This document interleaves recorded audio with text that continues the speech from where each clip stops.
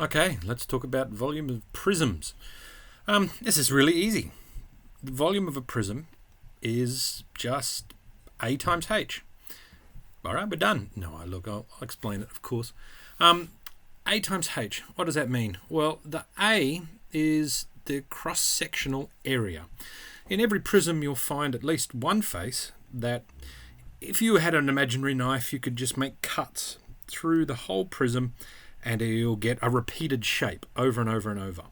Okay, so that's the cross-sectional area. If you can find that area and multiply it by how high that shape is, even if it's lying on its side, the cross-sectional area height, then you'll find the volume.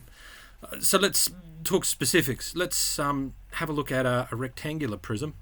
Here we have, we'll also talk about a triangular prism, but rectangular prism first. All you've got to do is find the area of one of the faces and then multiply it by the height.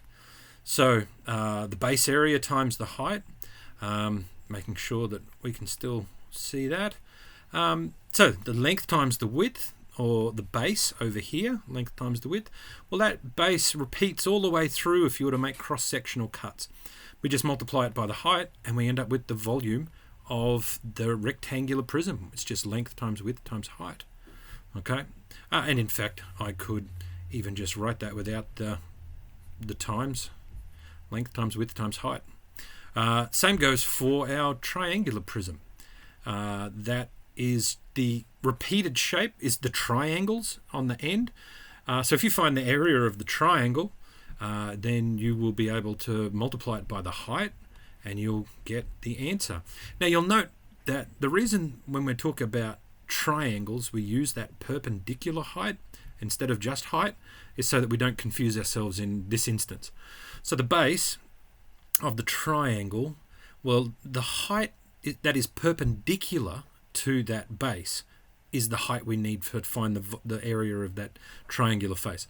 So we have the base multiplied by the perpendicular height, and then that's divided by 2 because that's our triangle area rule, and then we multiply it by the height of the actual prism.